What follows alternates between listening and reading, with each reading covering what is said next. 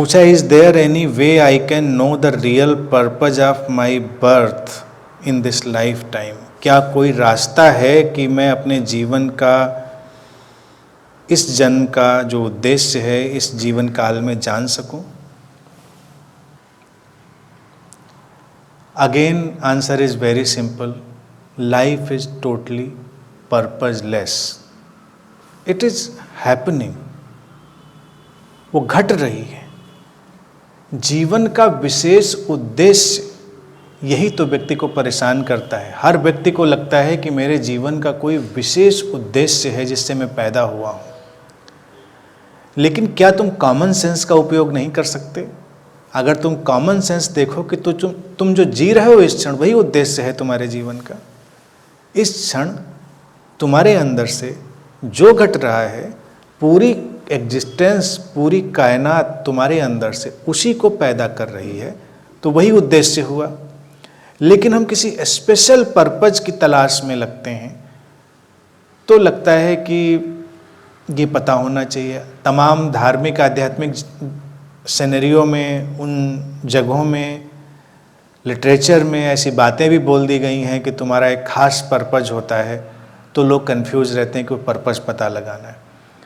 Simple अगर मैं कहूँ तो वो तो हर व्यक्ति का पर्पज है इस लाइफ का, बीइंग हैप्पी एंड पीसफुल, प्रसन्न और शांत हो जाना। And that is enlightenment. Enlightenment कोई बड़ी मिस्ट्री नहीं है। अगर पर्पज हम कहें इनलाइटनमेंट है, तो इंसान को लगता है कि इनलाइटनमेंट मीन्स कुछ सुप्रीम पावर, कोई रिमोट, कोई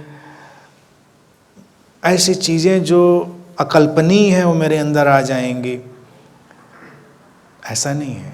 इनलाइटनमेंट दुनिया की सबसे सिंपल चीज़ है, being happy and at peace. Constant अगर तुम इस स्टेट में रह सकते हो तो यही इनलाइटनमेंट है। ये बात छोटी सी लगती है, लेकिन यही सबसे कठिन है दुनिया की चीज़, और हर इंसान उसी की तलाश में है। इधर से या उधर से हर इंसान शांत होना चाहता है, प्रसन्न होना चाहता है। ये उद्देश्य तो सबके अंदर इनबिल्ट है। इसीलिए इस उद्देश्य को तो हम मान सकते हैं कि इसके अलावा अगर देखा जाए कोई स्पेशल पर्पज, तो वो तो अस्तित्व के माध्यम से अपने आप घटता रहेगा। सबके अंदर अलग अलग चीज़ें उभरती रहेंगी, घटती रहेंगी, तो उनकी तलाश व्यर्थ है। और जो यूनिकनेस घटेगी वो न किसी से कम होगी, न किसी से ज़्यादा होगी।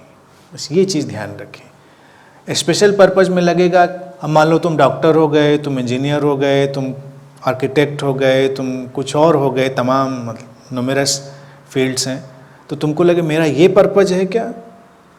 तुम्हारे अंदर से एक्सप्रेशन वैसे हुआ, उस तरह से होना रहा तो वैसे हुआ। स्पेशल पर्पज कुछ भी नहीं है। बिल्कुल कोई अलग तरह की साधारण ज़िंदगी जी रहा है तो वो उसके माध्यम से उस समय वैसा पर्पज है। फिर पर्पज बदलते रहते हैं, इवॉल्व होते रहते हैं। तुम्हारे अंदर से जो एक्सप्रेशन है, अभिव्यक्ति है, वो विकसित होती रहती है। तो इसीलिए कोई स्टैग्नेंट पर्पज को ढूंढ लेना ये फ्यूटाइल है, ये व्यर्थ है। और जीवन पर्पजलेसली बह रहा है। जीवन का उद्देश्य जो है बस केवल बहना है, फ्लो है, कंटिन्यूटी है। उस लाइफ फोर्स को बिना किसी ऑब्स्ट्रक्शन के, बिना किसी अवरोध के बहे चला जाना, यही है जीवन।